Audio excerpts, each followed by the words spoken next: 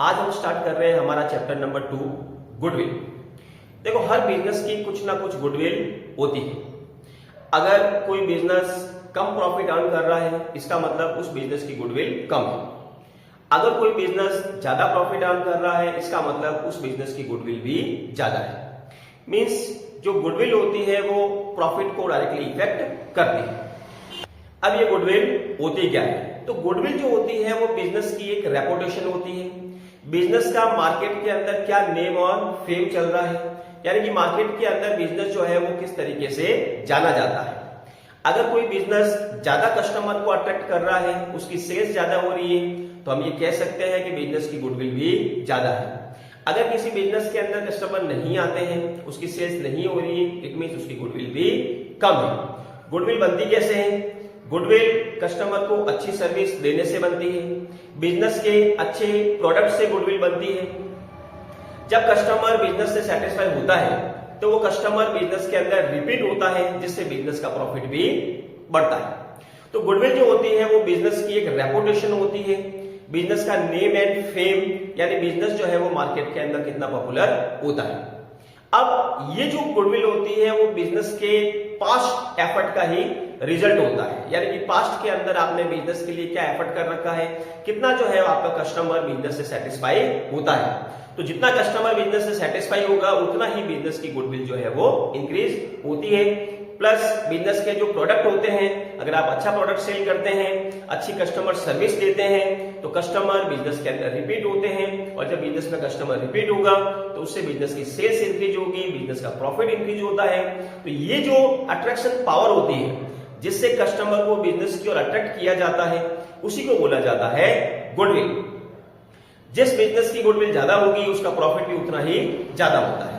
अब हम बात करते हैं गुडविल के मेन कैरेक्टरिस्टिक्स और फीचर्स कि गुडविल के अंदर क्या क्या फीचर्स होते हैं। Number 1, goodwill is an intangible assets which can not be seen and touch. यानी गुडविल जो होती है वो एक इंटेंजिबल एसेट्स होती है जिसे ना हम देख सकते हैं और ना ही छू सकते हैं। गुडविल जो होती है वो इनविजिबल होती है, जिसे ना तो देखा जा सकता है और ना ही टच किया जा सकता है। Number 2, it helps in earning higher profit. Goodwill business का प्रॉफिट अर्न करने में हेल्प करती है।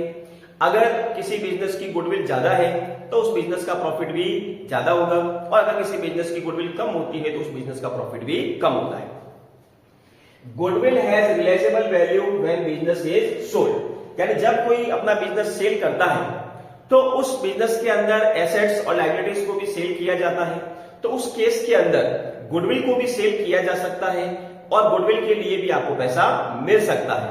यानी बिजनेस की एसेट्स और लायबिलिटीज के डिफरेंस से जितना एक्स्ट्रा पैसा आपको मिलता है वही गुडविल की वैल्यू होती है। क्योंकि आप जब अपना बिजनेस सेल करते हो तो उस केस के अंदर कुछ कस्टमर, बिजनेस का नाम ये भी बेचा जाता है, तो इसके अगेंस्ट जो आपको पैसा मिलता है वो गुडविल का पैसा होता है। तो गुडविल हैज रियलाइजेबल वैल्यू, यानी कि गुडविल की भी रियलाइजेबल वैल्यू होती है, गुडविल को सेल किया जा सकता है। तो जब आप बिजनेस को सेल करते हो तो गुडविल का भी पैसा मिलेगा।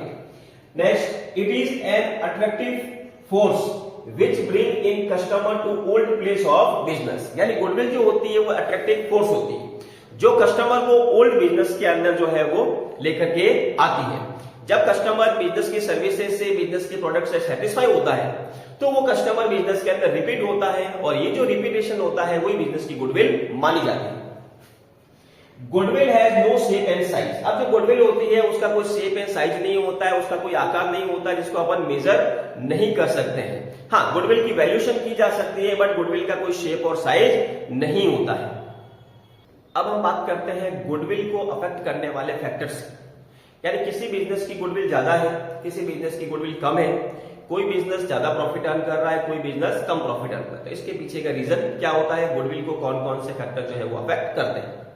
Number 1, efficient management. देखो, अगर बिजनेस का मैनेजमेंट अच्छा है, कैपेबल है और वो बिजनेस के सही डिसीजन लेता है तो नो डाउट बिजनेस का जो प्रॉफिट होगा वो भी ज्यादा होगा, वो बिजनेस को अच्छे से रन कर रहे हैं, तो इस केस के अंदर उस बिजनेस की जो गुडविल होगी वो भी ज्यादा होगी। Next, favourable location. बिजनेस की लोकेशन कहां है, कहां बिजनेस है। अगर बिजनेस ऐसी जगह पर लोकेटेड है जहां कस्टमर रीच इजीली होता है, यानी कस्टमर आसानी से आ सकते हैं, तो इस केस के अंदर बिजनेस की सेल्स भी ज्यादा होगी, बिजनेस का प्रॉफिट ज्यादा होगा, तो बिजनेस की गुडविल भी ज्यादा होगी। और अगर बिजनेस कहीं ऐसी जगह पर है जहां कस्टमर आसानी से नहीं पहुंच पाता है, तो उस केस के अंदर बिजनेस की जो है गुडविल भी कम होगी। लॉन्गर एस्टेब्लिशमेंट ऑफ बिजनेस, अगर कोई बिजनेस को एस्टेब्लिश हुए बहुत ज्यादा टाइम हो चुका है, यानी वो बिजनेस बहुत ज्यादा टाइम से चल रहा है, और कोई बिजनेस अगर नया एस्टेब्लिश होता है, तो दोनों के कंपैरिजन में जो ओल्ड बिजनेस होगा उसकी गुडविल भी ज्यादा होगी, क्योंकि उसका कस्टमर बेस ज्यादा होगा और उसका प्रॉफिट भी ज्यादा होगा। क्वालिटी ऑफ द प्रोडक्ट, अब बिजनेस जो प्रोडक्ट सेल करता है उसकी क्वालिटी कैसी है। अगर बिजनेस अच्छी क्वालिटी के प्रोडक्ट सेल करते हैं, कस्टमर सेटिस्फाई होते हैं, तो उस केस के अंदर बिजनेस का प्रॉफिट भी ज्यादा होगा। और अगर बिजनेस कोई ऐसा प्रोडक्ट सेल करता है जो अच्छी क्वालिटी का नहीं है, जो कस्टमर जो है उससे सेटिस्फाई नहीं होते हैं, तो इस केस के अंदर बिजनेस का जो है प्रॉफिट कम होगा और बिजनेस की गुडविल भी कम होगी।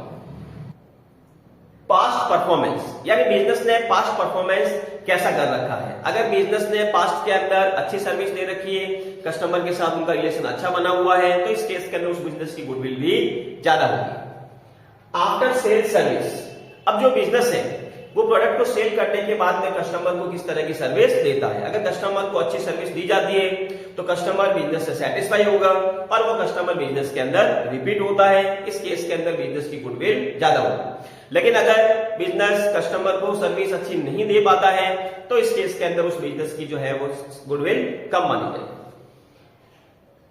गुड कस्टमर रिलेशन, अगर बिजनेस का कस्टमर के साथ अच्छा रिलेशन बना हुआ है, कस्टमर बिजनेस की सर्विसेज से उसकी प्रोडक्ट से सेटिस्फाई है, तो बिजनेस का प्रॉफिट भी हाई होगा। और लास्ट आ जाते हैं फेवरेबल कॉन्ट्रैक्ट, अगर बिजनेस कोई ऐसा प्रोडक्ट सेल करता है जो उस लोकेशन के अंदर, उस एरिया के अंदर सिर्फ वही बिजनेस सेल करता है, जैसे आपने किसी प्रोडक्ट की कोई फ्रेंचाइजी ले रखी हो, किसी प्रोडक्ट की कोई एजेंसी ले रखी हो, तो इस केस के अंदर वो जो कस्टमर होंगे वो उसी बिजनेस के अंदर आते हैं, तो इसके अंदर बिजनेस का जो है वो कस्टमर बेस बड़ा होगा और बिजनेस का प्रॉफिट भी ज्यादा होगा, तो इस केस में बिजनेस की जो गुडविल होगी वो भी ज्यादा मानी जाएगी। अब हम बात करते हैं क्लासिफिकेशन ऑफ गुडविल। गुडविल को हम दो कैटेगरी के अंदर डिवाइड कर सकते हैं। फर्स्ट परचेज गुडविल और second self generated goodwill. Purchase goodwill क्या होती है, जब किसी बिजनेस को खरीदा जाता है तो उसके एसेट्स और लायबिलिटीज के डिफरेंस से आप जितना एक्स्ट्रा पेमेंट करते हो वो गुडविल के लिए पेमेंट माना जाता है। यानी कि नेट एसेट से जितना एक्स्ट्रा पेमेंट किया जाता है वो गुडविल के लिए पेमेंट माना जाएगा। और ये जो गुडविल होती है जिसके लिए हमने कुछ पेमेंट किया है, उस गुडविल को ही हम बुक्स ऑफ अकाउंट्स के अंदर रिकॉर्ड करते हैं। अगर आपने गुडविल के लिए किसी तरह का कोई पेमेंट नहीं किया तो उसको बुक्स ऑफ अकाउंट्स के अंदर रिकॉर्ड नहीं किया जाएगा। जैसे ये self generated goodwill not recorded in the books of accounts. तो परचेज गुडविल वो होती है जिसके लिए कुछ पेमेंट किया जाता है, जो आप बिजनेस को परचेज करते टाइम पे उसके लिए पेमेंट करते हो। जबकि सेल्फ जनरेटेड गुडविल वो होती है जिसको आपने सेल्फ जनरेट किया है, उसके लिए किसी तरह का हमने कोई पेमेंट नहीं किया है। बुक्स के अंदर सिर्फ और सिर्फ परचेज गुडविल को ही रिकॉर्ड किया जाता है, सेल्फ जनरेटेड गुडविल को रिकॉर्ड नहीं किया जाता है। अब परचेज गुडविल के लिए थोड़ा सा एक एग्जांपल चेक कर लेते हैं।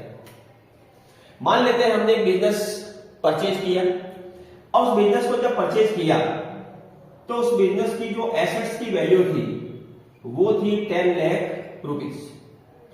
फिर आपने उसकी बिजनेस की लायबिलिटीज को चेक किया तो उस बिजनेस की लायबिलिटीज की वैल्यू थी 3 लाख रुपीस। तो बिजनेस की एसेट्स आ रही है 10 लाख, लायबिलिटीज हो रही है 3 लाख, तो यहां दोनों का जो डिफरेंस होगा 7 लाख रुपीस, इसको हम बोलेंगे नेट एसेट्स।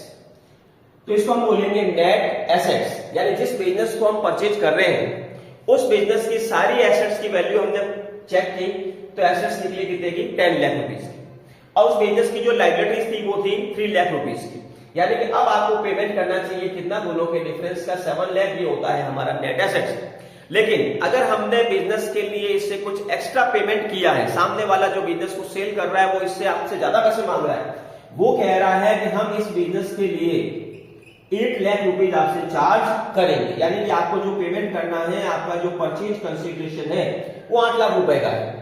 तो यहां ये जो 1 लाख रुपए हम एक्स्ट्रा पेमेंट कर रहे हैं, ये पेमेंट किया जा रहा है गुडविल के लिए। क्योंकि जब कोई अपना बिजनेस सेल करता है तो वो अपनी एसेट्स और लायबिलिटीज के अलावा आपको कुछ कस्टमर भी दे रहा है, बिजनेस का नाम भी दे रहा है, कुछ जमी जमाई आपको जगह भी वो दे रहा है, तो इस बात के लिए वो आपसे एक्स्ट्रा पैसे जो है वो ले रहा है। तो वो जो एक्स्ट्रा पैसे ले रहा है एसेट्स और लायबिलिटीज के अलावा, वही हमारे बिजनेस की क्या होती है, गुडविल।